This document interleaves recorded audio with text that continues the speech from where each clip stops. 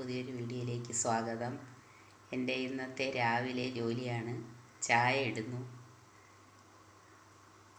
ചായക്ക് വെള്ളം വെച്ചു, പാലൊഴിച്ചു, തേയില ഇട്ടു, പഞ്ചസാര ഇട്ടു, എല്ലാം ഒരുമിച്ചങ്ങ് ഇടുകയാണ് ചെയ്യുന്നത്. ഉടനെ തന്നെ ചായ തിളയ്ക്കും. സ്പൂണിട്ട് ഇളക്കത്തില്ല, കാരണം ഒരുപാട് കടുത്ത ചായ വേണ്ട. അതുകൊണ്ട് ലൈറ്റ് ചായയാണ് ഇഷ്ടം. അതുകൊണ്ട്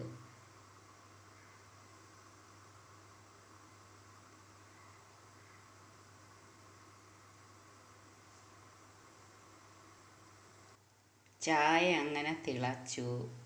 ഇനി നമുക്കിതൊരു മഗ്ഗിലേക്ക് ഒഴിക്കാം.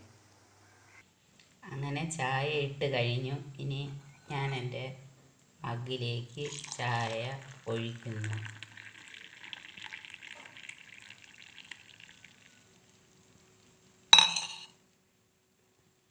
ഇനി ചായ കുടിക്കാം. അങ്ങനെ ഇനി ഞാൻ ഇവിടെ കുറച്ച് സമയം ഇരുന്ന് ചായ കുടിക്കും. 5 മിനിറ്റ് കാണട്ടെ.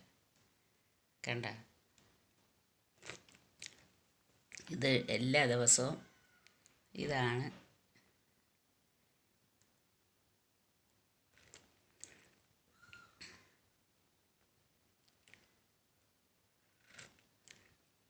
രാവിലെ എഴുന്നേറ്റിട്ട് ചായ കുടിച്ചു കഴിഞ്ഞിട്ടാണ് പിന്നെ ബാക്കിയുള്ള അടുക്കള ജോലികളിലേക്ക് പോകുന്നത്.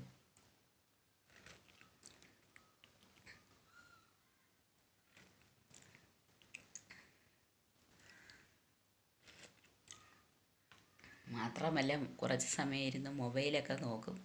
ഇപ്പോൾ ഞാൻ വീഡിയോ എടുക്കുന്നതുകൊണ്ടാണ് നോക്കാത്തത്. അങ്ങനെ ഞാൻ ചായ കുടിച്ചുകൊണ്ടിരുന്ന സമയത്ത് രാവിലത്തെ ബ്രേക്ക്ഫാസ്റ്റിനുള്ള മുട്ട പുഴുങ്ങുന്നു.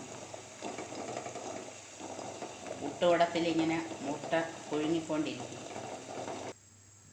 മുട്ട പുഴുങ്ങി കഴിഞ്ഞു. ഇനി ഉടനെ തന്നെ രാവിലത്തെ ബ്രേക്ക്ഫാസ്റ്റ്. മോന് കോളേജുള്ള ദിവസങ്ങളിൽ എല്ലാ ഓട്സും, അല്ലാതുള്ള ദിവസങ്ങളിൽ ദോശ, ഇഡലി, പുട്ട് അങ്ങനെയൊക്കെ എല്ലാം ഉണ്ടാക്കും. ഇന്ന് രാവിലെ ക്ലാസ് ഉള്ളത് കൊണ്ട് ഓട്സാണ് ഉണ്ടാക്കുന്നത്. ആദ്യമേ കുറച്ച് ക്വാണ്ടിറ്റി മാത്രം മതി. കുറച്ച് വെള്ളം വെച്ചു.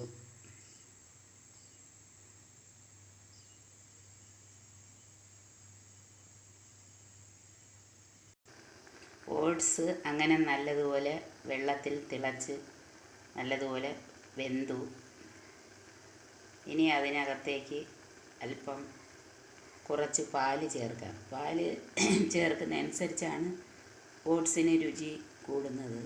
അതുകൊണ്ട് അതിനനുസരിച്ച് പാല് ചേർക്കുന്നു. അങ്ങനെ ഓട്സ് നല്ലതുപോലെ പാലൊക്കെ ഒഴിച്ച് തിളച്ച് നല്ലതുപോലെ വെന്ത് കിടക്കുകയാണ്. ഇനി അതൊരു പാത്രത്തിലേക്ക് ഒഴിച്ച് വയ്ക്കാം. ഓട്സ് ഒരു പാത്രത്തിൽ തണുക്കാനായിട്ട് ഒഴിച്ച് വെച്ച്